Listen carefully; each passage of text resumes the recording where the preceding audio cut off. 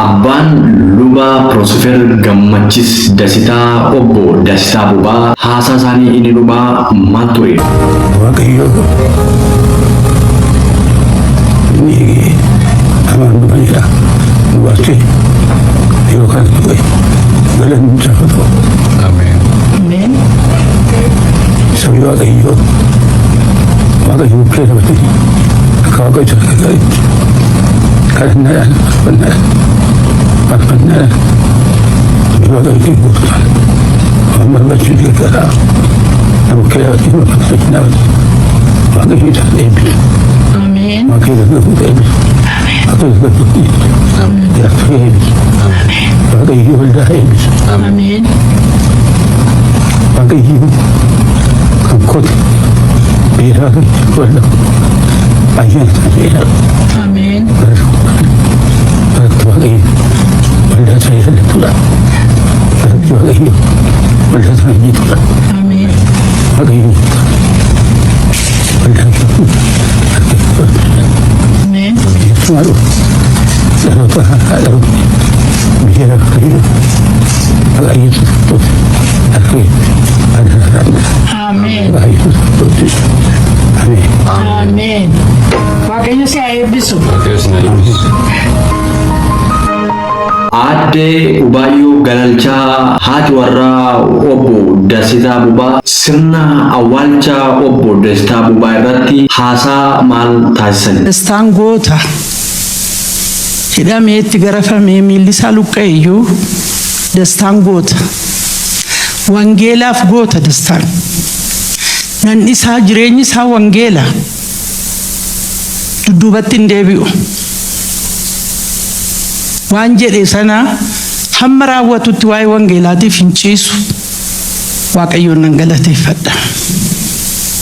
Ambaasaaddarii wangeelaati. Hospitaalli baay'ee jaallata. Baay'een kibikaabee guddaa laatuuf maaliidha isinii jedhanii nu gaafatu. Waaqayyoon godhe. Kanaaf ani waa'ee Waaqayyoon galateeffadha. Har'a akkasitti oksijiinii irraa hiikamee waggaa 52 duukaa jiraadde. Natti dhaga'amu. Hojii wangeelaa waan hin hojjedhuufi natti dhaga'amu. Baay'een jaalladha. Abbaa ijoollee koo kanaati. Abbaa koolii kootiiti gatii ta'eefi baay'een jaalladha goota kooti. Baay'ee waan hin dubbadhu hin qabu. Dastaan inni gara gooftaa isaa akka deeme na eebbisee deeme dheengadda. Harka koo dhungatee na eebbisee Dastaan.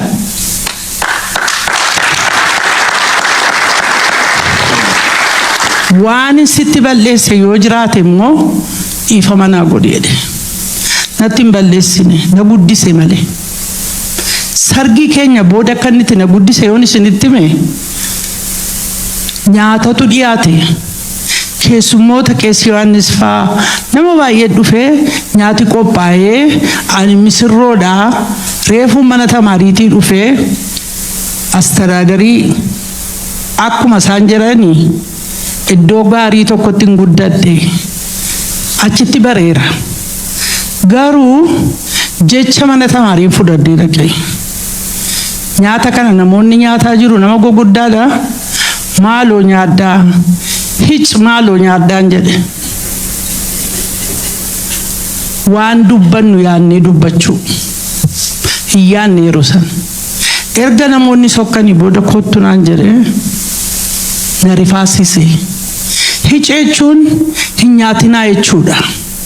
Lammaffaan jedhinaan jedhe. Morodamuun koo achirraa jammaree jechuudha. Waaqayyoof haa galatu. Xurataa gisee bahuu gammachisitti wangeela kenne. Ati immoo duukaa bu'i darbi jedheen. Kanaaf ibsaan mana keenyaa hin dhaamne hin darbe malee. Labsiin gammachiis duukaa bu'ee har'a hawaasa irratti gisee lallabu arginee Waaqayyoon galateeffanneerra. Lubni Piroosofer Gammachiis Dastaa sirna awwaalcha abbaa isaa irratti maal jedhan lallabanii waa'ee abbaa isaanii obbo Dastaa Bubaa maal haasan?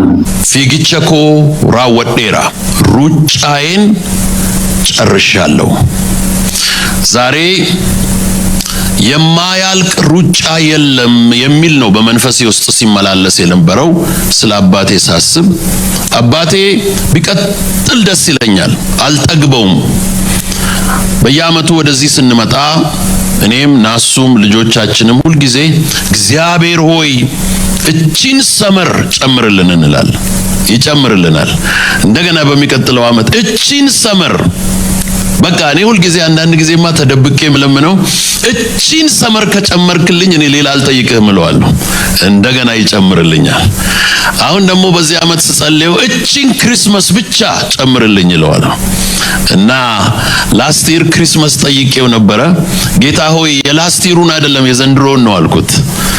ግን አባታችን ወደሚወደው ጌታው ሄደ። ሩጫ ያልቃል፣ ማራቶኑ ያልቃል። ሎንግ ዲስታንስ ነው የሮጠው አባቴ።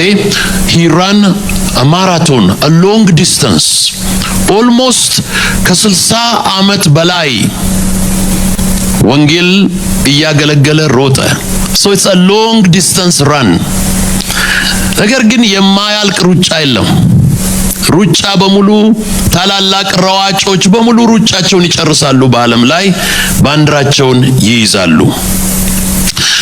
ሩጫ አጨራረሱን ትንሽ መናገር ፈልጋለሁ። አንደኛ ሩጫውን የሚጨርስ ሰው መነሻውንና መድረሻውን የሚያውቅ ነው። አባቴ ሁልጊዜ መነሻውን በጣም ይናገራል። ኦኒስሞስ ነሲብን፣ ጉድና ቱምሳን፣ ነቄስ ሻርኔን፣ ነቄስ ሃንሶንን፣ እነ ኦቦ ዳርጌን፣ እነ ጊፍቲ ሀጊቱን፣ ያን ቤተ መንግስት ያደገበትን ኮምቶን አብረውት የነበሩትን መነሻ 60 ዓመት ሰው ብዙ ጊዜ አሜሪካን ሲመጣ ወይም የሆነን ዱሮ ሲደርስ መነሻውን ይረሳል። ግን these people are part of his daily conversation. He never departed from the route. መነሻውን አልተወም። መድረሻውን ደግሞ የእግዚአብሔርን መንግስት እኛን ሌሎችን መሪዎችን እዚህ የተቀመጡ መሪዎችን ደግሞ የሚቀጥለው መድረሻ እነሱ መሆናቸውን ስለሚያውቅ he always thinks about መድረሻ። ብዙ ሰው ያጠቃውን የወጋውን ያማውን የሰደበውን እያስታመመና እያወራ distracted ይሆናል። he said that is not important.